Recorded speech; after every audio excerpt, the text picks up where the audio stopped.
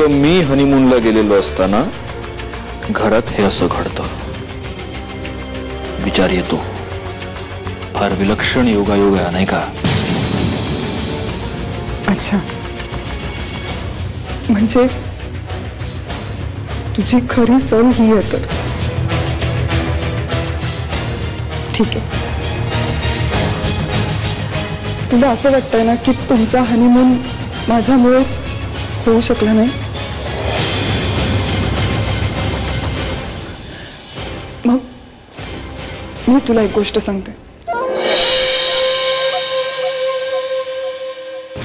तुमच्या हनीमूनसाठी मी स्वतः तुमची रूम सजवून देईन. मग बसेल ना तुझा विश्वास माझ्यावर?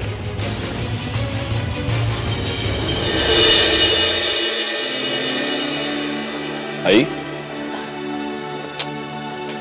हो. आई, अगं तू का बाहेर आलीस? मला हाक मारली असतीस मीच आत आलो असतो. असू देत रे, काही झालं नाहीये मला. अशीच पडून राहिले ना तर जास्त आजारी होईन. बरी आहे मी आता. खाऊन घ्या आता. म्हणजे तू पण बैस बाळा. रात्रभर माझ्या शेजारी जागत बसली होती. हा पर बस तू पण खाऊन घे, तुला बरं वाटेल. मीरा, मी फुलं सांगितलेली सकाळी आणायला, आणलीत का? हो. कसली ग फुलं? अगं हो मावशी, तू आजारी पडलीस त्यामुळे मंजिरी आणि सत्यजितला लगेचच यावं लागलं ना, म्हणून.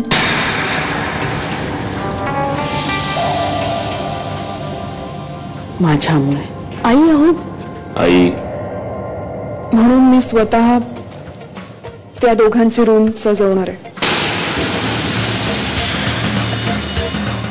हे त्या दोघांच्या लग्नाचं गिफ्ट आहे माझ्याकडून. तुला काही येड लागले काय? ते सगळं नंतर विचार. नंतर काय विचारायचं ते? आणि तू हे जे काही चालवलंयस ना ते थांबव आधी. हे थांबवता येणार नाही आत्या. तू काय हे नवीन नाटक करायलीस? आता नियतीचे कितीही घाव सहन करावे लागले ना तरी चालेल, पण मी सत्यजितला माझ्यापासून लांब जाऊ देणार नाही. सत्यजित, तुझ्या हनीमूनला मी तुझ्या बरोबर असणार. माझ्याशिवाय तुझा हनीमून होऊच शकत नाही.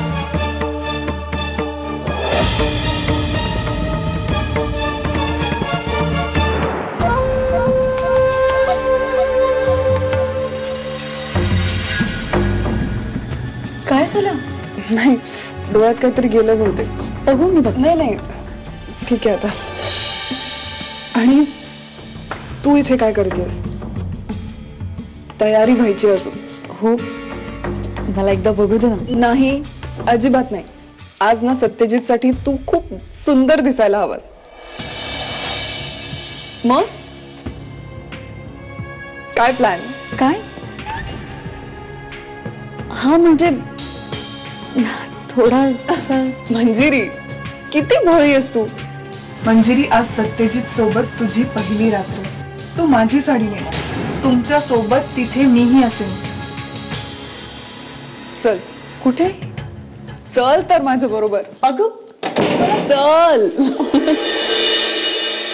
मी तुला सोडून कुठेही जाणार नाहीये सत्यजित.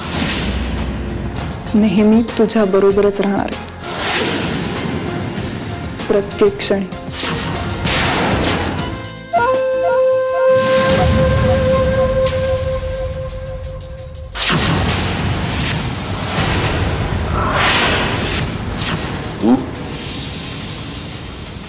तू इथे काय करतेस?